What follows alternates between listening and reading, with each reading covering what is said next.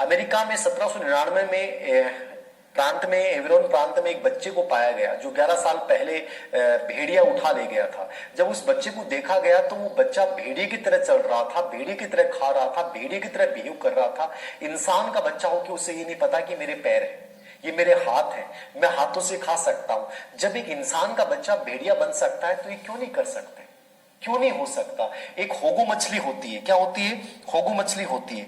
और होगो मछली का जो अंडा है, क्या होता है, होगो मछली का अंडा, इसको आप असाधारण तापमान में रख दो तो इसमें वैसे नॉर्मली कितनी आंख होती है, 2 आंखें, लेकिन उसको असाधारण तापमान में रखने के बाद जैसे निकालोगे तो उसमें 2 आंख की क्या बन जाएगी, 1 आंख बन जाएगी। यानी किसने प्रभावित किया, वातावरण ने प्रभावित किया।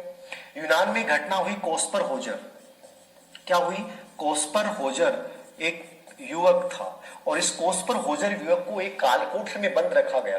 17 साल तक लगातार बंद रखा गया। एकदम स्वस्थ बच्चा था, सब कुछ देख सकता था, सुन सकता था। जब इसको बाहर निकाला गया तो ना देख पा रहा था, ना सुन पा रहा था, कुछ नहीं कर पा रहा था। मतलब वातावरण ने इसकी सभी योग्यताओं को समाप्त कर दिया। भारत में अमला और कमला, भारत में कौन सी बच्चियां थी, अमला और कमला। रामू नामक भेड़िया बालक,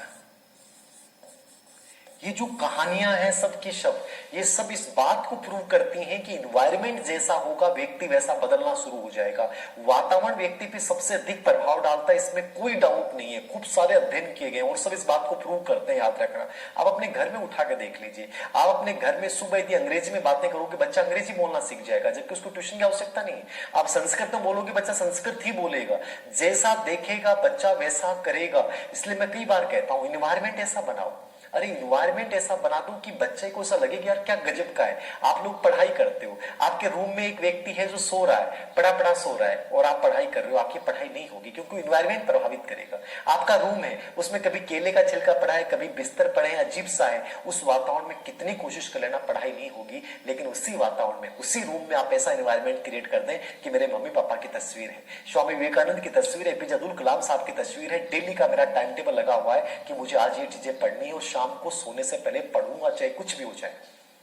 पूरा इन्वायरमेंट ऐसा पॉजिटिव बना दिया कि उस रूम का जर्रा जर्रा आपको ये कहेगा कि तुझे पढ़ना है, तुझे पढ़ना है, तुझे करना है।